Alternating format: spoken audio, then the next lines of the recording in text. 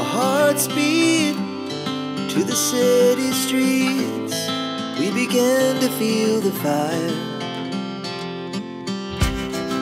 We rise like tall buildings as the chemicals, they take us higher.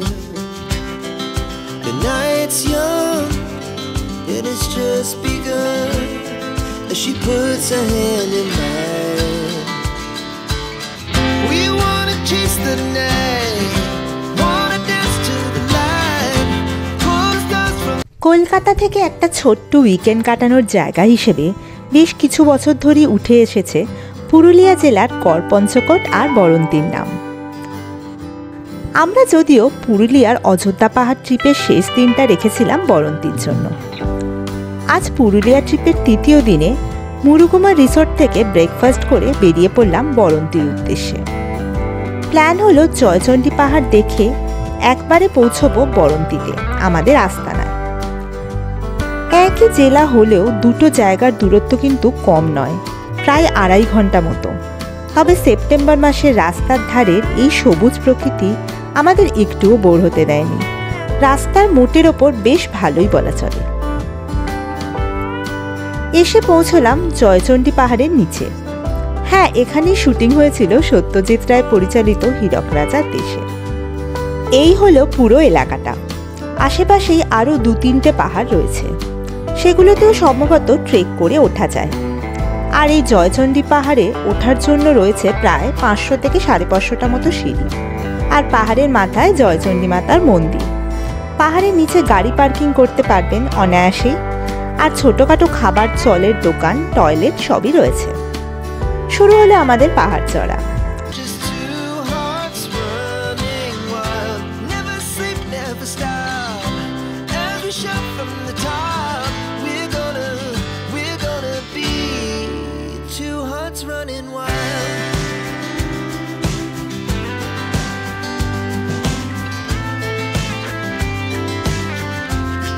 প্রথম দিকটায় সেরাম কোনো ব্যাপারই না মনে হলেও পরের দিকে হিউমিডিটির জন্য বেশ কষ্টই হচ্ছিল কিন্তু উঠতে। সাথে জল নেওয়া কিন্তু এখানে মাস্ট। আচ্ছা, এবার বলে দিই, যারা ডিরেক্ট কলকাতা থেকে করপঞ্চকোট বরন্তি আসবেন তাদের জন্য অপশনে প্রাইভেট কার তো রয়েছে। কলকাতা থেকে গাড়িতে দুর্গাপুর এক্সপ্রেস হয়ে কম বেশি 6 ঘন্টা মতো লাগবে। আর এখানকার নিয়ারেস্ট স্টেশন কিন্তু আসানসোল বা আদ্রা। এই স্টেশনগুলো থেকে করপঞ্চকোট বা বরন্তি আসতে হলে ভাড়া নিতে হবে গাড়ি। সাইজ অনুযায়ী মোটামুটি 500 থেকে 1000 মতো নিতে পারে গাড়ি ভাড়া।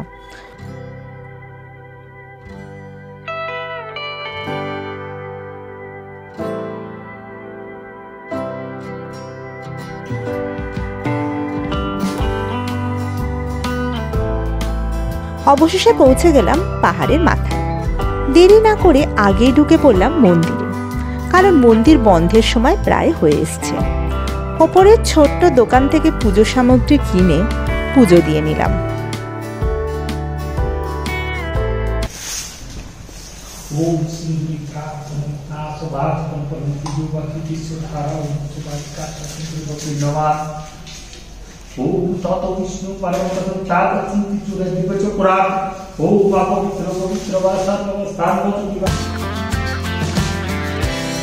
Now the morning is the afternoon. We lay awake in bed. The laughs so loud as the hours pass. We're gonna আর এই হলো ওপর থেকে শহরের। আলাদা করে আর বর্ণনায় যাচ্ছি না, আমরা তো এক কথায় মুগ্ধ।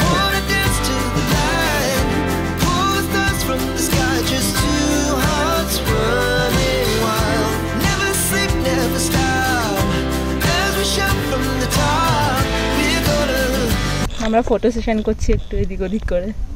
লোকজন মোটামুটি আছে এখানে, তাও অনেকটা। কালকে বিকেলবেলা যেমন কোনো লোক ছিল না, বাট ভিউটা মানে 360 ডিগ্রি ভিউ এরকম একটা।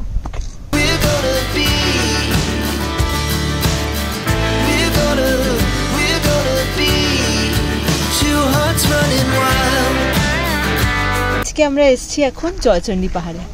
বরন্তি যাবার আগে জয়চণ্ডী পাহাড়টা মোটামুটি রাস্তাতেই পড়ে, একটু জাস্ট 3-4 কিলোমিটার অন্যদিকে। জয়চণ্ডী পাহাড়ে অ্যাকচুয়ালি নিচে যেখানে গাড়ি নামায় সেখান থেকে উঠতে গেলে 500টা মতো সিঁড়ি উঠতে হয়। 500টা মতো সিঁড়ি মোটামুটি উঠে আমরা চলে এসেছি। উঠতে একটু কষ্ট হবে অবশ্যই, বাট প্রচন্ড কিছু কষ্ট নয়। সিঁড়ি যেহেতু সিঁড়ি আছে, পাথর দিয়ে উঠতে হবে না। আর এসে যে ভিউটা পেলাম, মানে এই ভিউটা কি আর বলবো, মানে এই ভিউয়ের জন্য এইটুকু কষ্ট করাই যায়। আলাদাই লেভেলের ভিউ, পাহাড়ের ওপর থেকে পুরো শহরটা দেখা যাচ্ছে। ইভেন দূরে আমরা ট্রেন যাচ্ছে, ট্রেনটাও দেখতে পাচ্ছি। আর এখানে হচ্ছে পুরো শহরটা, ছোট ছোট বাড়ি দেখা যাচ্ছে, নিচে পুকুর, নদী, চারপাশে সবুজ। আর আমরা বেসিক্যালি এই টাইমটা এসেছি, সেজন্য চারদিক সবুজ হয়ে আছে। আলাদাই সুন্দর, মানে অবশ্যই এটা ভীষণ রেকমেন্ডেড। এখানে এলে অবশ্যই আসবেন। আর এখানে জয়চণ্ডী মাতার মন্দিরও আছে, আমরা মন্দিরে পুজো দিয়ে একটু প্রসাদ নিলাম। এতটা মানে হেঁটে আসা, এই কষ্টটা করার সার্থক।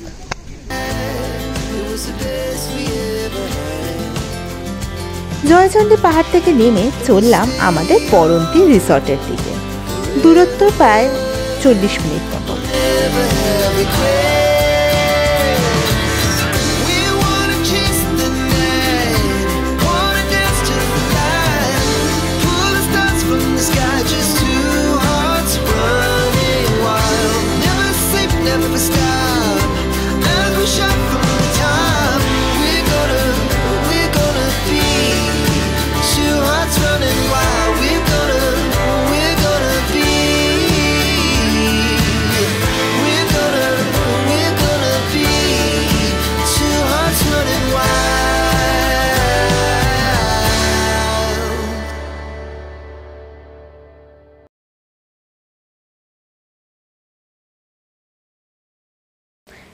এই আমাদের আজকের আস্তানা, বরন্তি ভিলেজ রিসর্ট।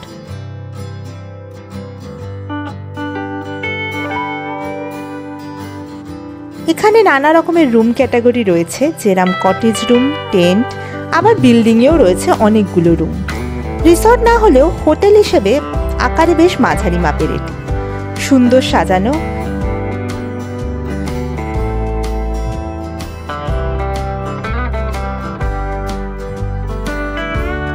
আর এইটা এখানকার রুফটপ রুম, যেখান থেকে পাওয়া যায় ড্যামের একটি চরম ভিউ। একটু কোজি, কিন্তু হানিমুন কাপলদের জন্য আদর্শ এই রুমটা।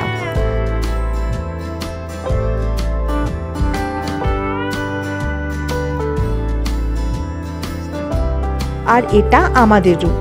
সব ফ্লোরের রুমগুলোই সেম রেন্ট ছিল। রুমে বেশ বড়সড় bed plus sofa, TV, AC, chair, table, attached একটা ছোট্ট ব্যালকনিও রয়েছে।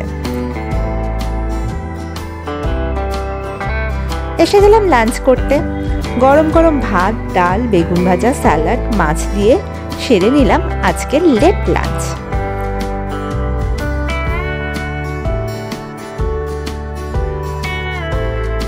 আর রিসর্টের এই বাগান থেকেই ডিরেক্ট দেখা যায় মুরাডি লেকের ভিউ। আর হ্যাঁ, এই লেকের নাম মুরাডি, বরন্তি নয় কিন্তু। গ্রামটির নাম বরন্তি। সানসেটের টাইম হয়ে এসছে, তবে বর্ষাকালে আকাশে প্রচুর মেঘ থাকায় আজ সেভাবে সানসেট দেখতে পেলাম না আমরা। কিন্তু শীতকালে এরম অপূর্ব সুন্দর সানসেট দেখা যায় এখানে।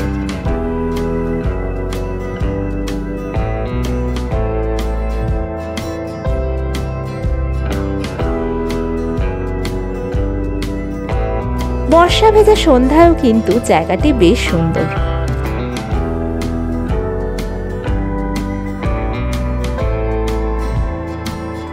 রুটি, তরকারি, চিকেন দিয়ে ডিনার সেরে নিয়ে এবার ঘুম।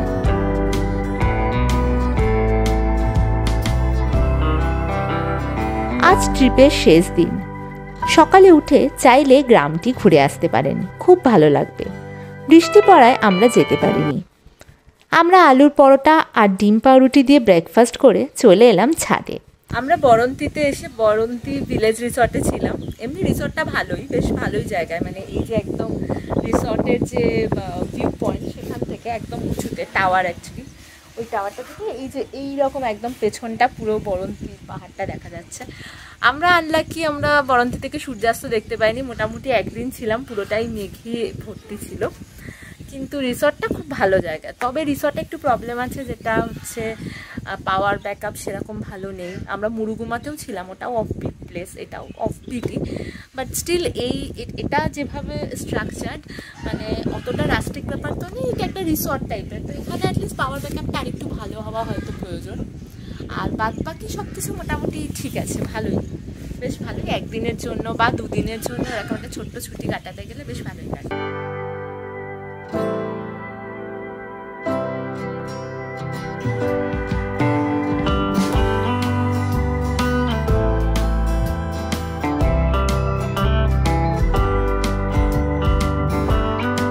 ছাদ থেকে এই সবুজ বরন্তী কিন্তু আলাদাই সুন্দর, চোখেরও শান্তি যেন।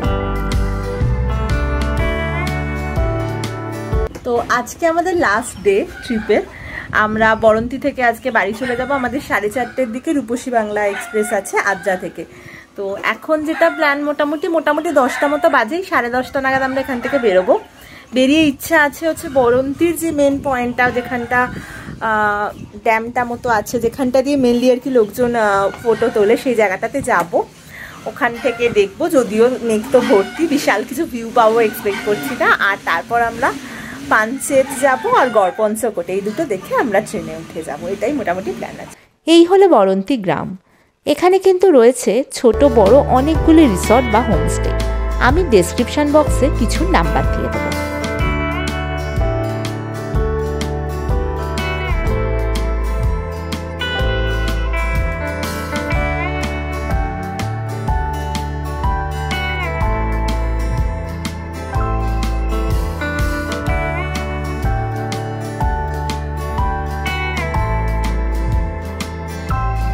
এই হলো মুরাডি লেক। এখান থেকেই তোলা সেই চরম সানসেটের ছবিগুলো ফেসবুকে দেখি নর্মালি আমরা।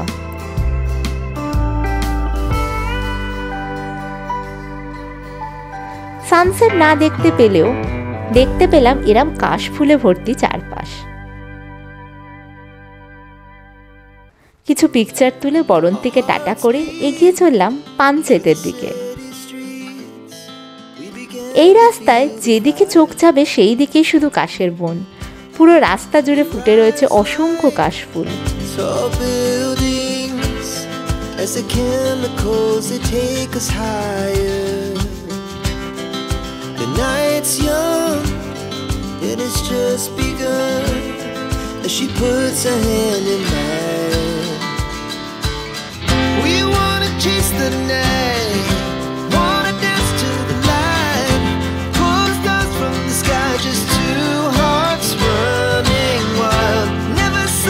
এই এসে গেলাম পাঞ্চেত ড্যামে। এটা কিন্তু ওয়েস্ট বেঙ্গলের বর্ডার ক্রস করে ঝাড়খণ্ডে অবস্থিত। দামোদর নদের ওপর তৈরি হওয়া এই বাঁধ কিন্তু অনেক বড়। হাতে আরও কিছুটা সময় থাকলে এখান থেকে কিছুটা দূরেই দেখে নিতে পারেন মাইথন ড্যাম আর কল্যাণেশ্বরী মন্দিরও। অপূর্ব জায়গা মাইথনও। আর এই পাঞ্চেত ড্যামে পিকনিক করতে শীতকালে প্রচুর মানুষ ভিড় করেন।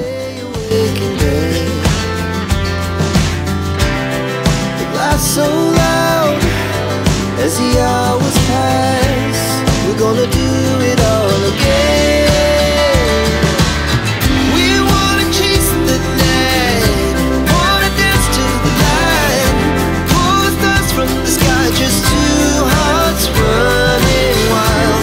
Never sleep, never stop, as we shout from the top. We're gonna be. আমরা এখন আছি পাঞ্চেত ড্যাম, ওটার সামনে। পাঞ্চেত ড্যামটা বিশাল বড় টিবিসি প্রজেক্ট। আর এটা মানে আমরা এসেছি অন্তত মানে 10-15 মিনিট জাস্ট রাস্তাটাই ড্যামের ওপর দিয়ে। তো ভীষণ সুন্দর লাগছে। আর এখান থেকে আজকে তো মেঘ ছিল প্রথমে, এখন একটু রোদ বেরিয়েছে। এখানে বেশ কিছু নৌকা লাগানো আছে, এগুলো মাছ ধরার নৌকা। এখানে আমরা বসে বসে একটুখানি ভিউটা দেখছি।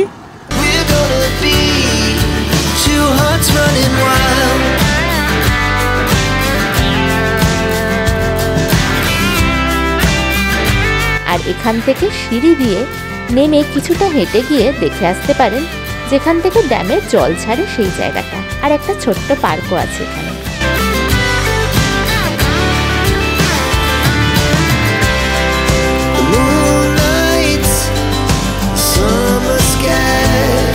was the best we ever had. And we'll stay young forever. এখান থেকে এবার আমাদের পরবর্তী স্টপ গড়পঞ্চকোট, কাছে 20 মিনিট মতো গাড়ি। Wanna dance to the light, pull the stars from the sky, just two hearts running wild. Never sleep, never stop. গড়পঞ্চকোটে রয়েছে পুরনো প্রাসাদ আর মন্দিরের ধ্বংসাবশেষ, আর পঞ্চরত্ন একটি মন্দির যেটি অপেক্ষাকৃত নতুন, আর এর পেছনে ব্যাকগ্রাউন্ডে সবুজ সুন্দর পাহাড় যা মন ভরিয়ে দেবে। ছবি তোলার জন্য কিন্তু আদর্শ। গড়পঞ্চকোটে রয়েছে ওয়েস্ট বেঙ্গল ফরেস্ট ডিপার্টমেন্টের একটি রিসর্ট, পাঞ্চেত রেসিডেন্সি আর গড়পঞ্চকোট ইকো ট্যুরিজম নামেও আরও দুটি বেশ লাক্সারিয়াস রিসর্ট। চাইলে এগুলোর একটা থেকেও ঘুরে নিতে পারেন বরন্তী সহ বাকি সার্কিটটা। আমরা এখন এসে গেছি গড়পঞ্চকোট। গড়পঞ্চকোটে এই যে আমার পেছনে হচ্ছে নতুন মন্দিরটা, আর এই পাশটাতে ক্যামেরাটা একটু ঘোরালে এই যে এই দিকে রয়েছে গড়পঞ্চকোটের পুরনো মন্দিরের ধ্বংসাবশেষ। এগুলো সবই এখন রিপেয়ার হচ্ছে, তো দেখলাম বাধা বাধা আছে, এগুলো সমস্ত রিপেয়ার হয়ে তারপর হয়তো আবার ভালো করে আমরা দেখতে পাবো। এখন জাস্ট ধ্বংসাবশেষটাই দেখতে পাওয়া যাচ্ছে, আর এই দিকটা রয়েছে নতুন মন্দিরটা। এবার নতুন মন্দিরটা আমরা ঢুকবো, আর আমরা পুরনো মন্দিরের পাশ দিয়ে একটা রিসর্ট ছিল, রিসর্টের পাশ দিয়ে কিছুটা জঙ্গলের দিকে ঢুকেছিলাম। ওখানে নাকি দুর্গা মন্দির আর রাম মন্দির আছে, বাট সেগুলো অব্দি আমরা যাইনি কারণ আমাদের অযাচিত গাইডও জুটে গেছিল। হ্যাঁ এক্স্যাক্টলি, আর আমাদের হাতে আজকে টাইম কম কারণ আমাদের ফিরতে হবে এখন আদ্রা স্টেশনে। তো সেই জন্য আমরা এখন পুরনো মন্দিরের ধ্বংসাবশেষটা দেখে এসেছি, এবার নতুন মন্দিরে যাবো।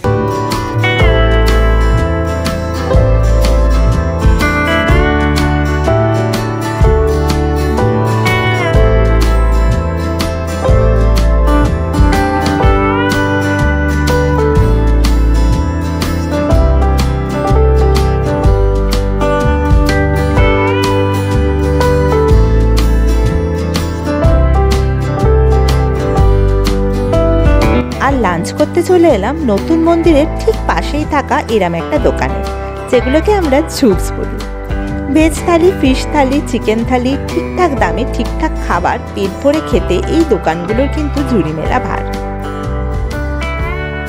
আমাদের নাম্বার হচ্ছে 9064824787। আচ্ছা ঠিক আছে, কাকার সাথে কন্ট্যাক্ট করে নেবেন।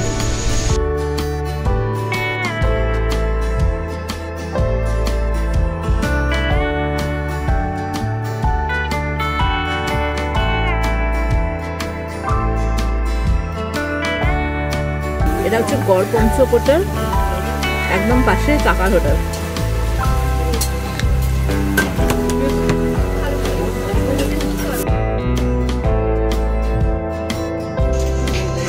এই যে কুমড়ো ফুলের বড়া, আচ্ছা কুমড়ো ফুলের বড়া। অবশেষে আমাদের পুরুলিয়া ভ্রমণ শেষ। আমরা চললাম আদ্রা স্টেশনের উদ্দেশ্যে, যেখান থেকে রূপসী বাংলা এক্সপ্রেস ধরে এবার বাড়ি ফেরার পালা। খুব জলদি ফিরছি আবার নতুন কোনো ভ্রমণ সিরিজ নিয়ে।